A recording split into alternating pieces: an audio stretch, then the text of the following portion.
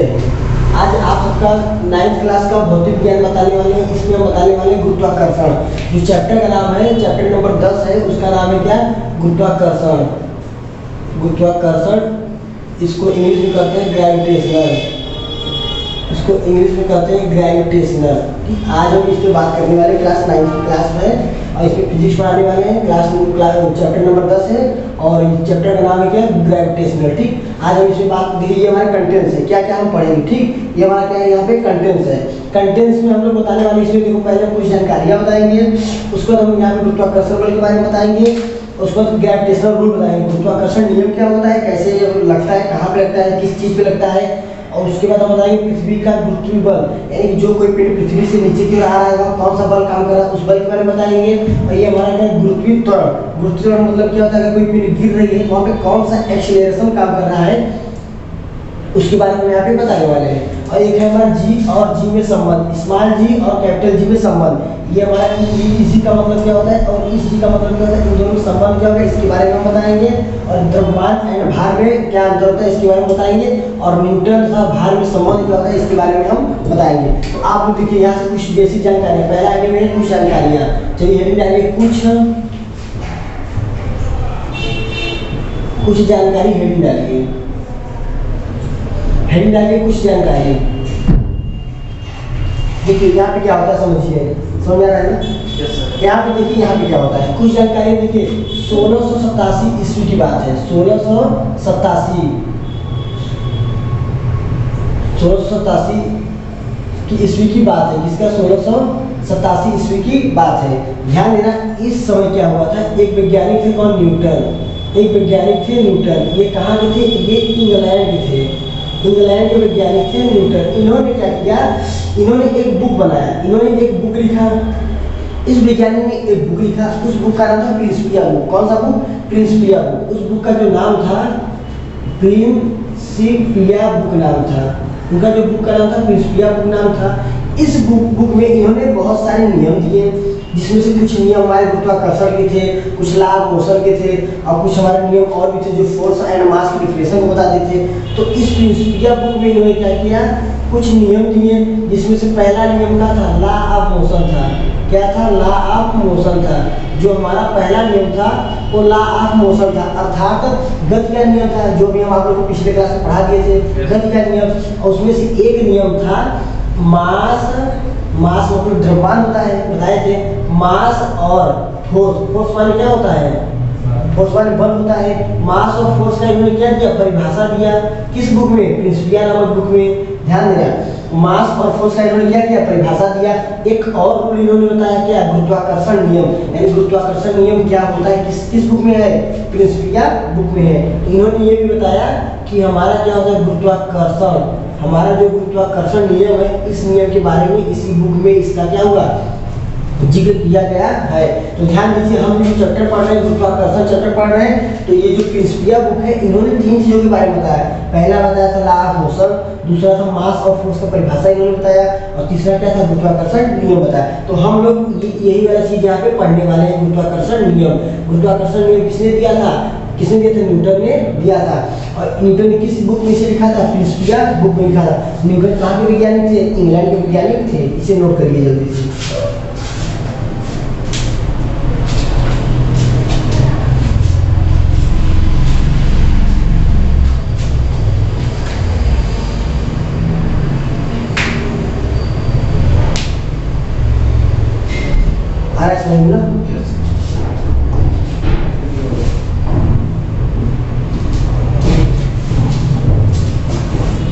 बात करते हैं, कुछ जानकारियाँ हमारे पास थी, कुछ जानकारियाँ देखिए, और सारी जानकारियाँ हैं। हम बात करते हैं किसका? फोर्स का। देखिए अब हम बात करते हैं किसका? फोर्स का। फोर्स किसे कहते हैं? फोर्स कैसी राशि है, और फोर्स 2 प्रकार के होते हैं, ये सब हम बताने वाले हैं कुछ जानकारियाँ में। तो यहाँ पे जो हेडिंग होगा हमारा आएगा क्या होगा? फोर्स। फोर्स को हिंदी में क्या कहते हैं? बल कहते हैं। फोर्स को हिंदी में बल कहते हैं। देखिए ये हमारा क्या है? फोर्स। ठीक, ये जो हमारा फोर्स है, एक कैसी राशि है?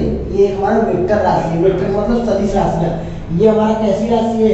ये हमारा वेक्टर राशि है। ये हमारा वेक्टर क्वांटिटीज है। वेक्टर राशि का मतलब होता है जिसमें दिशा भी हो, और क्या हो? रिजल्ट भी हो, जिसका क्या हो? रिजल्ट भी हो। ऐसी राशियां जिनमें दिशा और परिणाम दोनों उसे वेक्टर राशियां कहते हैं। ये जो हमारा फोर्स है बताता है कि हम इस दिशा में फोर्स लगा रहे हैं, ठीक। और इसका क्या होता है, ये यूनिट भी होता है। इसका ये क्या होता है, यूनिट। यूनिट का मतलब क्या है, मात्रक। यूनिट का मतलब मात्रक, किसमें इसको किसमें मेजर करेंगे। तो जो हमारा यूनिट होता है ये भी दो टाइप के होते हैं। एक होता है एमकेएस यूनिट, एक होता है एमकेएस यूनिट, और इसी को ऑल इंडिया में बोला जाता है एसआई यूनिट। बताए थे एसआई यूनिट किसे कहते हैं, जैसे ऑल इंडिया जाने।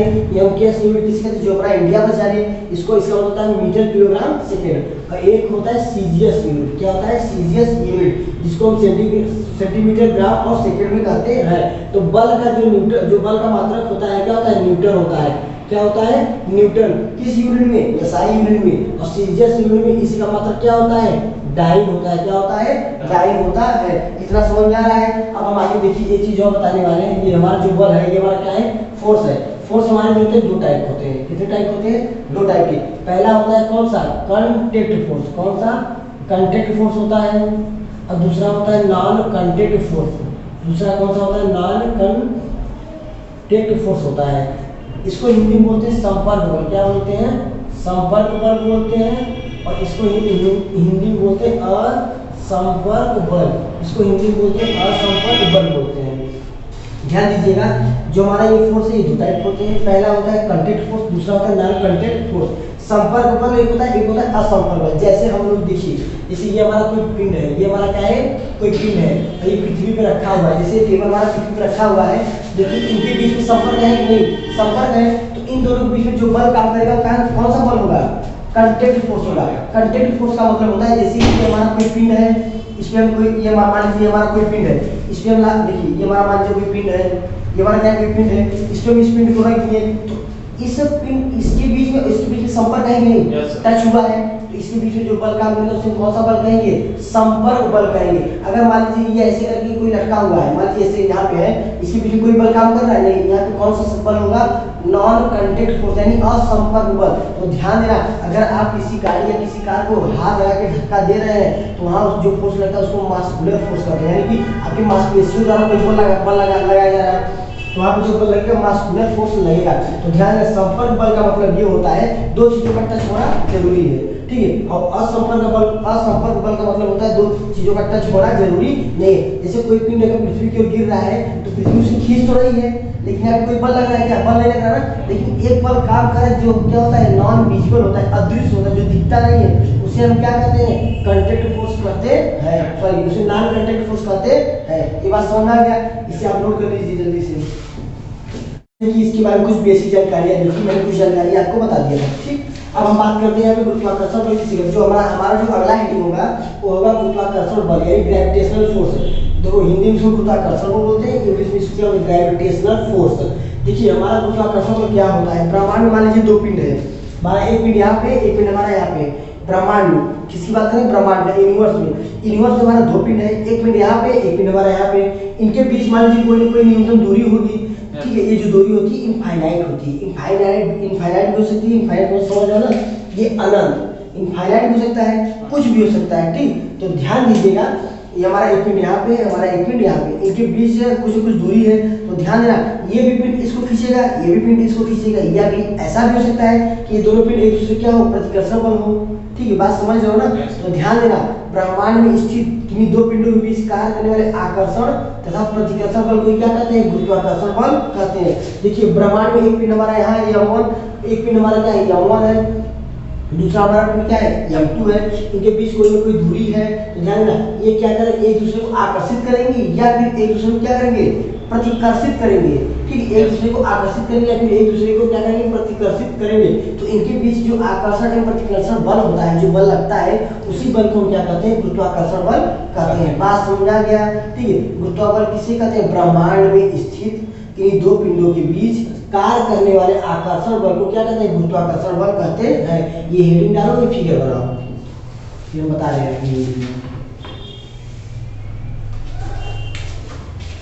मैं आपके लिख दे रहा डिफिनेशन ना,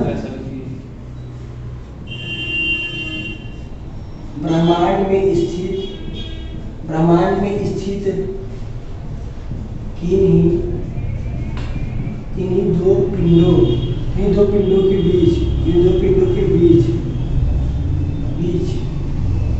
कार्यरत आकर्षण तथा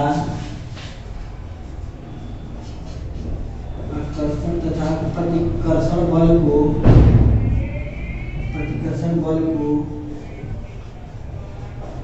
गुरुत्वाकर्षण बल कहते हैं।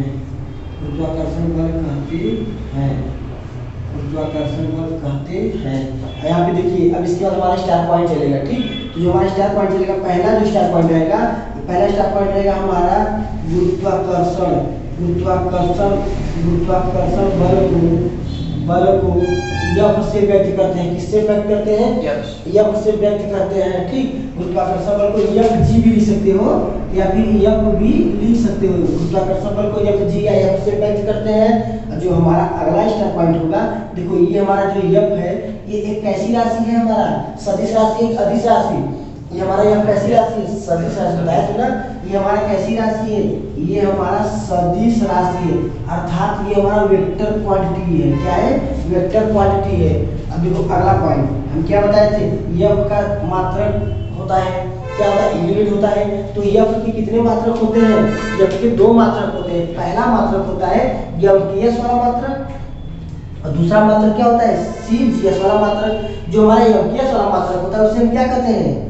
उसे हम न्यूटन कहते हैं। और जो हमारा सीजीएस वाला मात्रक होता है उसे हम क्या कहते हैं? डायन कहते हैं। तो ध्यान देना, इसका जो मात्रक होगा ये हम क्या लिख दिए? क्या है? न्यूटन होता है। तो न्यूटन हमारा कौन सा है? एमपीएस वाला है। इतना समझ में आ गया?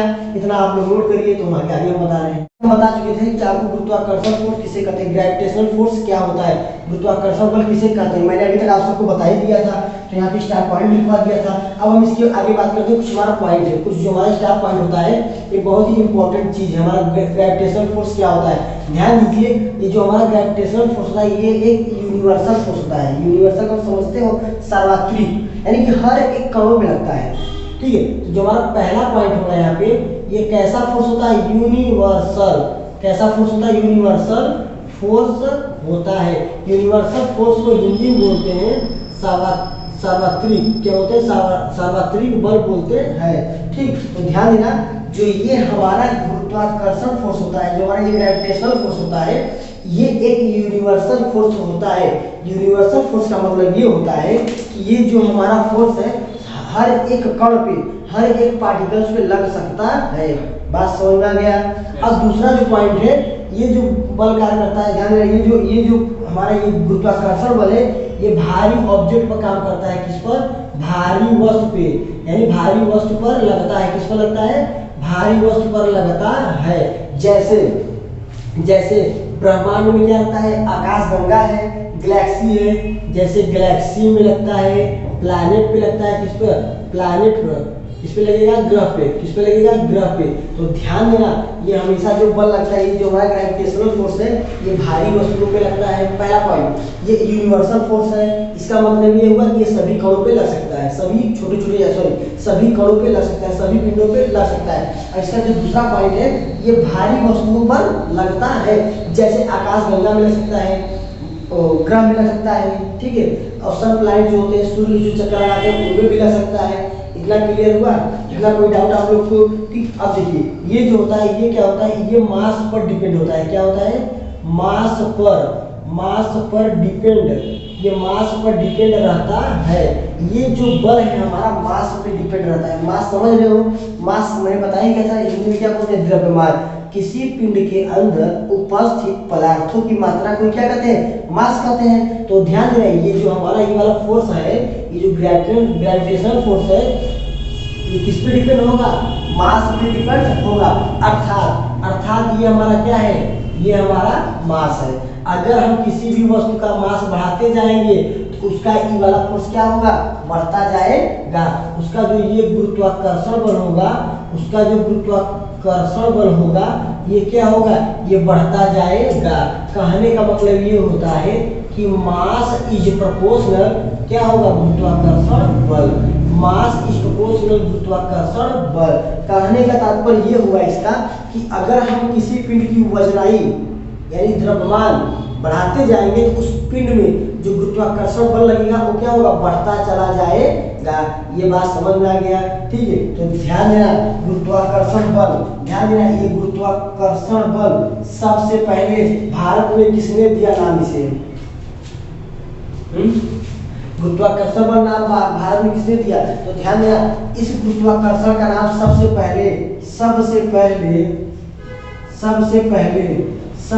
पहले भारत में ब्रह्मगुप्त, क्या नाम था? ब्रह्मगुप्त, क्या नाम था? ब्रह्मगुप्त ने दिया।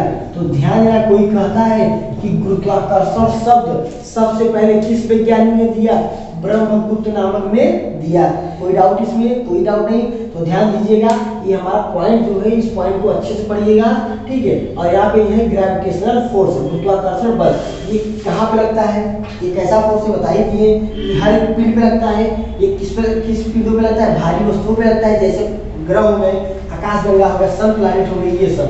अब दूसरा बताइए कि ये जो बल होता है किस पर निर्भर करता है? मास पे निर्भर करता है, अर्थात मास अगर बढ़ाते जाओगे तो हमारा ये वाला बल क्या होगा? बढ़ता चला जाएगा, ठीक। अब देखिए, ये जो हमारा यहाँ पर जब मास बढ़ेगा तो गुरुत्वाकर्षण बढ़ेगा, अर्थात मास प्रोपोर्शनल Fg, अर्थात गुरुत्वाकर्षण बल। अब देखिए, ये गुरुत्वाकर्षण शब्द, ये वाला जो शब्द है, ये जो हमारा शब्द है, इस शब्द को सबसे पहले किसने दिया? सबसे पहले भारत में ब्रह्मगुप्त ने दिया। इतना आप लोग किससे कहते हैं? गुरुत्वाकर्षण बल में क्या क्या होता है, कैसा होता है, यूनिवर्सल होता है, कैसा होता है? तो यहाँ अब हम पॉइंट दूसरा बता रहे हैं। इस पॉइंट में ये बताने वाले 1308 अरब वर्ष पहले बिग बैंग थ्योरी, पहले क्या होता है? बिग बैंग थ्योरी में आ गया।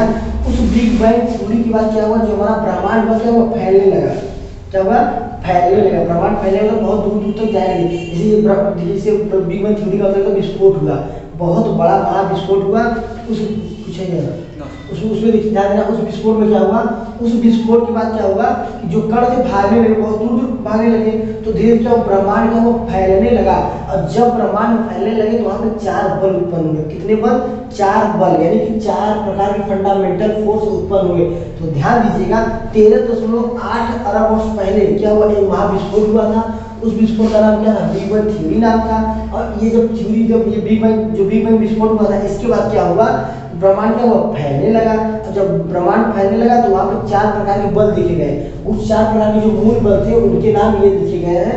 पहला जो बल है हमारा गुरुत्वाकर्षण बल, जिसका चैप्टर अभी हम पढ़ा रहे हैं। तो गुरुत्वाकर्षण बल का मान कितना होगा? 1 होता है। कब होगा?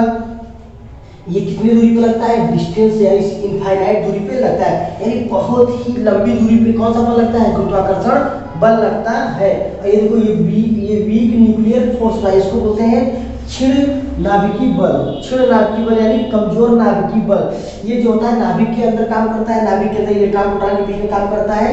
और ध्यान दीजिए, इसकी जो मान होता है ये 1023 होता है। और ध्यान दीजिए, ये हमारा क्या? Electrostatic force. इलेक्ट्रोस्टैटिक फोर्स का मतलब होता है विद्युत, जहाँ इलेक्ट्रिकल यानी विद्युत पर जहाँ काम करते हैं, जैसे ये करंट हो गया ना, जैसे धारा पर ये वहाँ पे कोई फोर्स लगेगा। जैसे आप कभी भी किसी इलेक्ट्रिकल फील्ड के अंदर आ जाते हैं तो आपको करंट खींचता है कि नहीं खींचता है, तो आपको कोई ना कोई फोर्स लगता है, तो ये हमारा क्या होगा? इलेक्ट्रिक बल होता है। तो ध्यान रखना, इलेक्ट्रोस्टैटिक जो फोर्स होता है इसका जो मान होता है 10⁻36 होता है। 10⁻36 होता है। और इसमें जो अगर ये हमारे आवेश है, पॉजिटिव आवेश और नेगेटिव आवेश, इसका मतलब ये होगा कि ये इलेक्ट्रिकल फील्ड की बात कर रहा है। अब दूसरा हमारा क्या? स्ट्रॉन्ग न्यूक्लियर फोर्स होता है। स्ट्रॉन्ग न्यूक्लियर फोर्स का मतलब क्या होता है? नाभिक के बीच बहुत ही स्ट्रॉन्ग अगर बल लग रहे हैं तो उसी को क्या कहते हैं? Strong nuclear force. ये क्या होता है? 10⁻38 होता है। ये क्या होता है? नाभिक के बीच में बहुत दूर बहुत ही कम, मतलब ये बहुत ही कम डिस्टेंस में काम करता है। इससे भी कम डिस्टेंस में कौन सा बल लगता है? ये बल लगता है। लेकिन हम लोग को क्या पढ़ना है? हम लोग को सिर्फ यही वाला बल पढ़ना है। तो कोई पूछेगा कि ये बल कैसे बना, ये बल कैसे बना, किस थ्योरी से ये बल निकला? बिग बैंग थ्योरी से। कोई पूछेगा गुरुत्वाकर्षण बल किस थ्योरी से निकला? ग्रेविटेशनल फोर्स किस थ्योरी से निकला? बिग बैंग थ्योरी से निकला। इसका मान कितना होता है? 1 होता है। लेकिन ये कितनी दूरी पे काम करता है? ये अनंत दूरी पे काम करता है। इसके बाद आप लोग अगला हेडिंग लिखिए गुरुत्वाकर्षण, अगला हेडिंग लिखिए, नेक्स्ट हेडिंग लिखिए गुरुत्वाकर्षण नियम। नेक्स्ट हेडिंग लिखिए गुरुत्वाकर्षण नियम।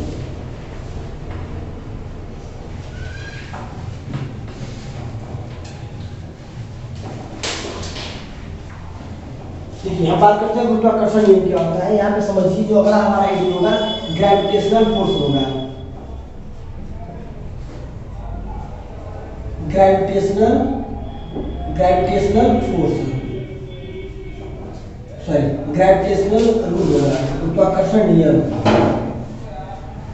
ठीक है, गुरुत्वाकर्षण के नियम, इसको हिंदी में लिखते हैं गुरुत्वाकर्षण, गुरुत्वाकर्षण के नियम, इसको लॉ ऑफ ग्रेविटेशन लिखते हैं, लॉ ऑफ ग्रेविटेशन। जो ग्रेविटेशनल रूल क्या होता है, गुरुत्वाकर्षण नियम क्या होता है, लॉ ऑफ ग्रेविटेशन क्या होता है, समझिए यहाँ पे। देखिए ये हमारा एक पिंड हमारा क्या है, ये मोर है, ये हमारा एक पिंड है और एक हमारा पिंड कहाँ है, एक हमारा पिंड यहाँ पे है, ध्यान दीजिएगा। ये हमारा एक पिंड है और एक पिंड हमारा कहाँ है, यहाँ पे है। तो इस पिंड का जो मास होगा, ये पिंड है, इसका कोई ना कोई मास होगा, कोई ना कोई भार होगा। तो इस पिंड का जो मास होगा, उस मास का हम क्या कर दिए, m1 कर दिए, क्या बोल दिए, m1 बोल दिए। और ये दूसरे पिंड का जो मास है हमारा क्या हो गया, m2 हो गया। समझ आ रहा है। अब इन दोनों पिंडों के बीच में कोई ना कोई कुछ ना कुछ तो दूरी होगी, इन दोनों पिंडों के बीच में कुछ ना कुछ तो दूरी होगी। तो ये जो दूरी होगा इसको हम किससे दिखाएंगे, r से दिखाएंगे। बात समझ में आ रहा है। जो हमारे पिंड है कुछ निश्चित दूरी पर रखे हुए हैं, उस दूरी को हम r पे दिखाएंगे। तो ध्यान दीजिए, ये पिंड क्या करेगा, इस पिंड को अपनी ओर आकर्षित करेगा, करेगा कि नहीं। और ये पिंड क्या करेगा, इस पिंड को अपनी ओर आकर्षित करेगा। तो ध्यान देना, अगर ब्रह्मांड में दो पिंड उपस्थित है और दोनों के बीच आकर्षण से प्रतिकर्षण बल लग रहा है, तो उसे कौन सा बल कहते हैं, गुरुत्वाकर्षण बल कहते हैं। तो ध्यान दीजिए, ये हमारा एक पिंड हो गया और ये भी इसको क्या कर रहा है, इस ओर, मतलब ये इसकी ओर खींच रहा है और ये भी क्या कर रहा है, इसको अपनी ओर खींच रहा है। तो यहाँ पे हम लिख सकते हैं, यहाँ पे हम लिख सकते हैं, माना ब्रह्मांड में यूनिवर्स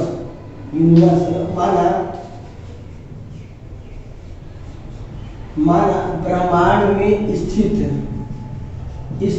दो पिंड, माना ब्रह्मांड में स्थित दो पिंड का मतलब बॉडी, दो पिंड जिनके द्रव्यमान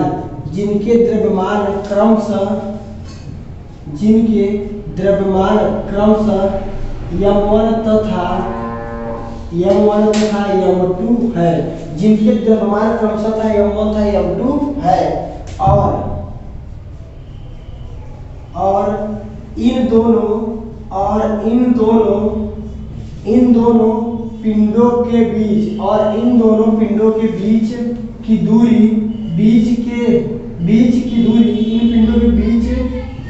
बीच की दूरी r है, इन पिंडों के बीच की दूरी r है, इन पिंडों के बीच की दूरी r है।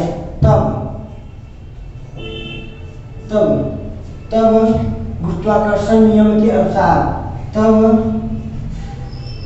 गुरुत्वाकर्षण नियम के अनुसार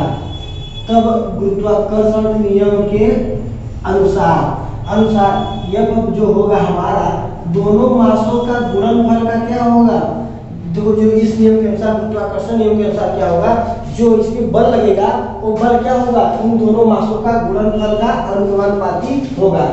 इसको बोलते हैं समीकरण नंबर फर्स्ट। अब देखिए, तथा फिर क्या होता है, ये जो बल हमारा उत्पन्न होगा ये क्या होगा, 1/r² होगा। इसको हम बोलते हैं समीकरण नंबर सेकंड। चलिए यहाँ पे थोड़ा ध्यान दीजिए, आप लोग उस पर लिखिएगा।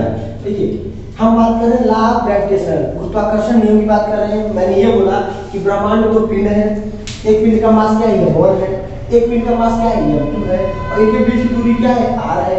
इन दोनों पिंडों के बीच में क्या है, कोई बल कार्य कर रहा है। तो ध्यान देना, अगर कोई बल कार्य कर रहा है तो ये जो नियम हमारा गुरुत्वाकर्षण नियम, इनके अनुसार ये होगा कि माना ब्रह्मांड में दो पिंड है जिनका मास m1 m2 है, इनके बीच दूरी r है तथा इनके बीच कार्य करने वाला बल F है। तब गुरुत्वाकर्षण के अनुसार जो यहाँ बल उत्पन्न होगा वो इन दोनों मास का गुणा कर दो और उस बल की क्या कर दो, प्रोपोर्शनल कर दो, अनुपाती। और जो यहाँ बल उत्पन्न होगा इस दूरी की क्या होगा, व्युत्क्रमानुपाती, क्या होगा, व्युत्क्रमानुपाती होगा। अर्थात जो हमारा यह जो बल उत्पन्न हो रहा है ये प्रोपोर्शनल होगा दोनों मासों का गुणनफल के, और जो हमारा ये दूरी होगा दोनों मासों की क्या होगा, व्युत्क्रमानुपाती होगा। ये r², ध्यान दीजिएगा। देखिए आगे क्या होता है इसमें, देखिए आगे क्या होता है।